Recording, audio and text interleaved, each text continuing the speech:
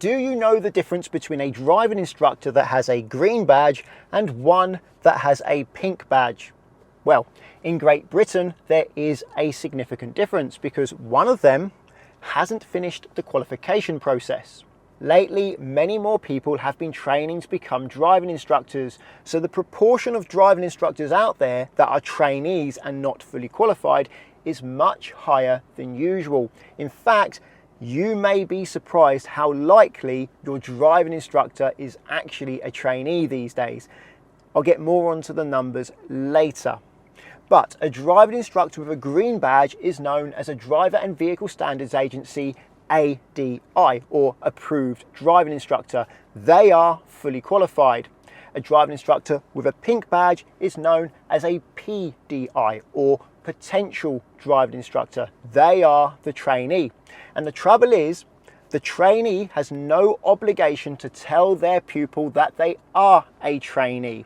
Yet they are using their pupil to help practice learning how to teach so that they can fully qualify. And often they charge the same amount as a fully qualified experienced driving instructor. However, ADIs, that is qualified instructors, and trainee instructors both have to display their badge in the window so you can know. And that's why I'm making this video.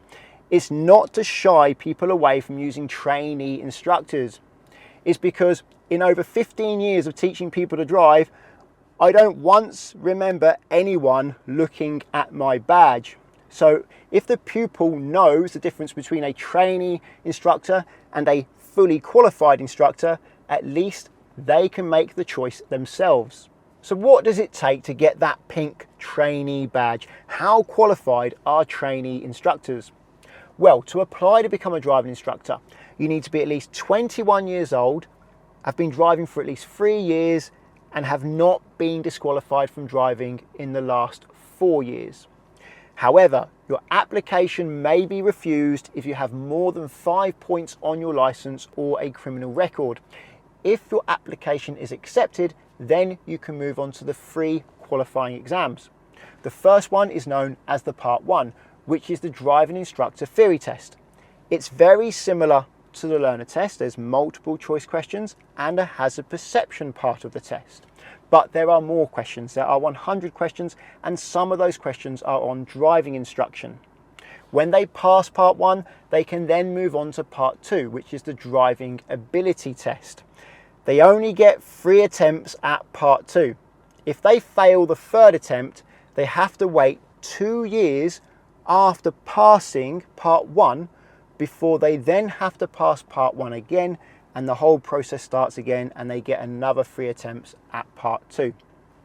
The Part 2 test is actually very similar to the learner test. The instructor has to be able to do all the same things that a learner needs to be able to do, except the test is an hour long, so it's longer, and there's 2 maneuvers and more show and tell questions. And importantly, the examiner is looking for a far higher standard of driving. So although the instructor only has to be able to do the same things as a learner, they have to be able to do it at a higher standard. So expert control of the controls, sound judgment, and brilliant forward planning. Once they pass the Part 2 test, the driving ability test, they then need 40 hours of driving instructor training with an approved driving instructor. And once they've got proof of those 40 hours, it's been signed off by the approved driving instructor, they can use that proof to apply for their pink license, their trainee license, which lasts a maximum of 6 months, and it's unlikely that it will be extended. However, you don't actually have to get a pink trainee badge. You can just pass the final test, the Part 3 test, and then go straight to green badge, fully qualified. That is actually what I did when I was training to become an instructor. More on that one later. Part 3, the instructional ability test, is the final test. And again, you only get 3 attempts at this one. If you fail the 3rd attempt, you have to wait 2 years from passing the Part 1 before you have to then take Part 1 again, then Part 2, and then Part 3. When you pass Part 3, you are fully qualified. This is usually the hard test because when people are trying to learn how to become a driving instructor, they are familiar with driving. That's not new to them, but teaching is. So it's a new thing and it often takes a lot longer than they expect. And the success rate of becoming a driving instructor and becoming fully qualified is actually very low. But this has little to do with how hard it is to qualify as an instructor and more to do with the driving instructor training industry. You may not be aware, but in Great Britain, it's actually illegal to charge for driving lessons without authorization from the DVSA. Section 123 of the Road Traffic Act 1988 specifies this.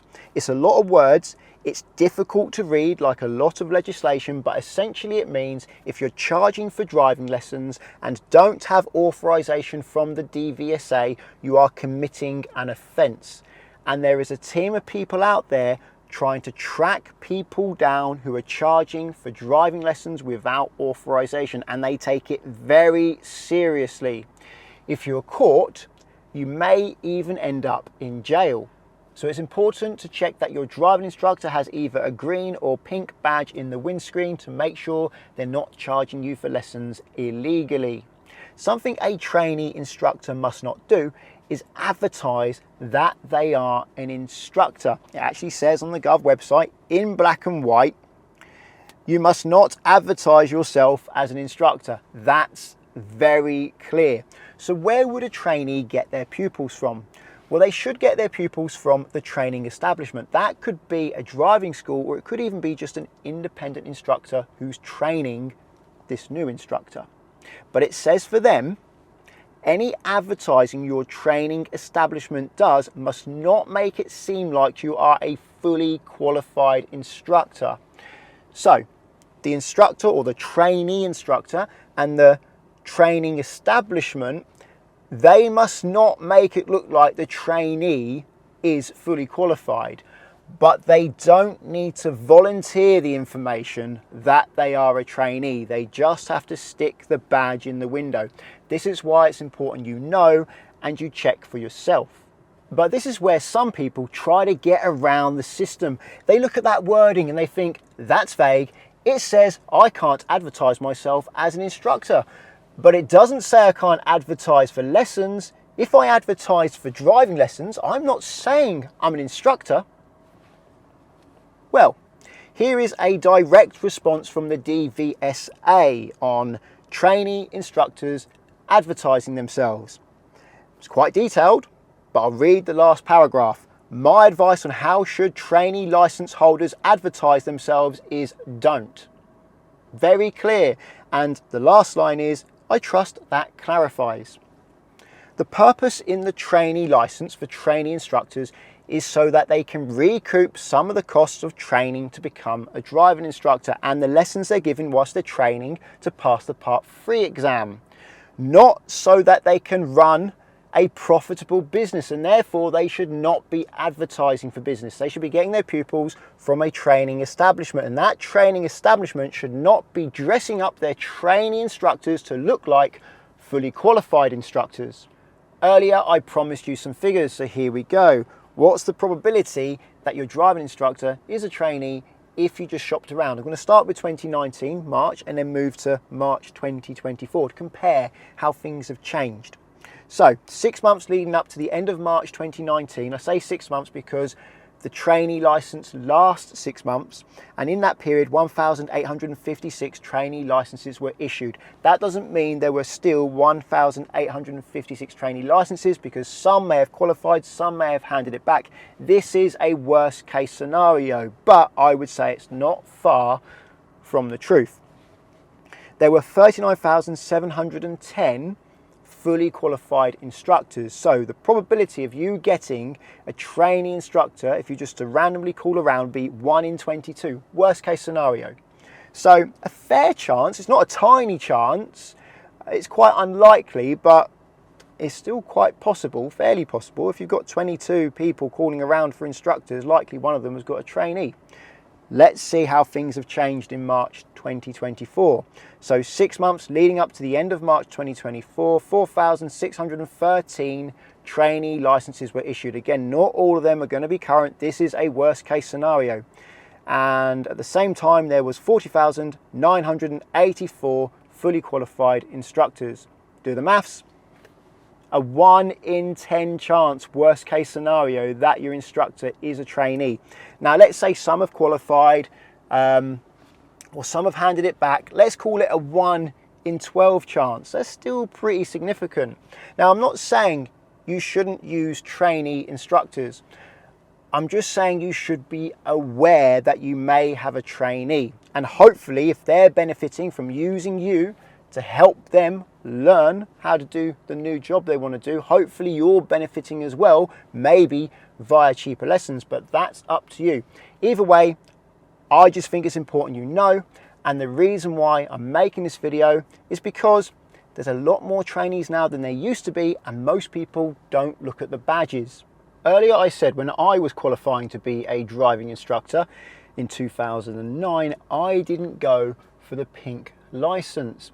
And that was because I just decided to teach people for free. I was young, I was 21 at the time, and I knew people who wanted to learn to drive. So I just gave a few people some lessons, taught them to drive. I saw it as a benefit to me because I was getting practice. I was getting free practice. I was more than happy because I was paying quite a bit of money for my driving instructor training. It was £50 for 2 hours. Obviously it's a lot more now, but back then that was still a lot of money for me, and still I think £50 a week, that's still quite a bit of money. That's how I did it, 2 hours a week until I was ready.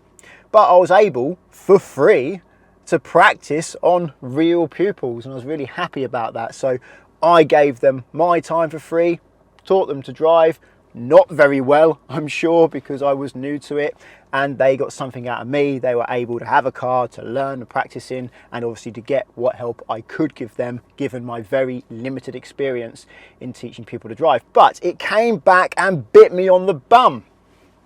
And that's because when I took one of the people I was teaching to have their test, a driving examiner noticed I had dual controls and no pink or green badge and assumed I was providing illegal instruction, and he reported me to that team who investigates that. Now, I wasn't doing anything illegal, so I didn't get into trouble, but it was annoying that he assumed that and reported me for that, even though morally, in my eyes, I thought I was actually being quite kind. I was giving people driving lessons, helping them learn to drive for free in exchange for practice, but still, I think they were getting a pretty good deal.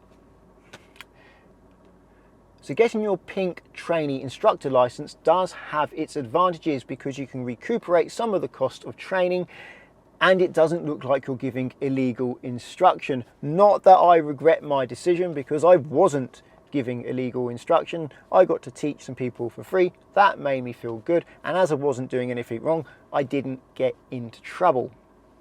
There is an argument though that a trainee instructor could be better than a fully qualified instructor because the trainee has fresh textbook information. But I think experience wins when it comes to teaching people to drive.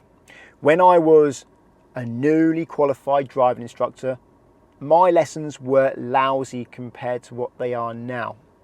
Over the years, what I was taught to use to help people learn to drive has gone out the window. I've tried to use it, I remember it, I know it, but I have found other methods that work better through trial and error and just trying to help people.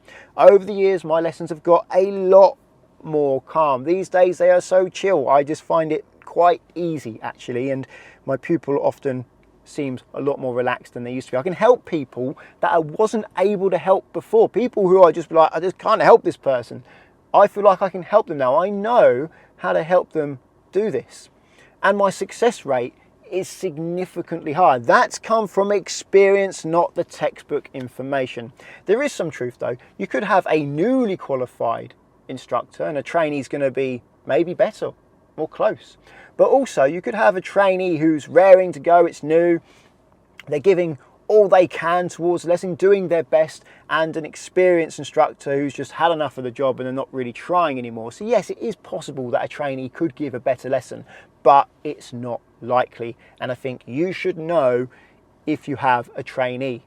Well, I hope you found this video interesting. If you did, please give it a thumbs up. And if you're looking for car insurance, check out the links to Collingwood and Confused in the description. If you're learning to drive and want to insure yourself on somebody else's car, then Collingwood are there for you, because you can do so without affecting the owner's policy, and that takes away a big stress from the owner of that car that you're using to practice your driving in. Via the link at the moment, there's up to 35% off and a £20 Amazon gift card. If you want to insure your own car, I recommend checking out the link to confused.com, because you fill out one quote form and get loads of quotes back from many insurers to compare who's cheapest. And you can change your car on that quote as many times as you like without having to do the whole quote again. Just change the car, recalculate, and there's your new price. A very quick and easy way to compare how much it costs to insure different cars.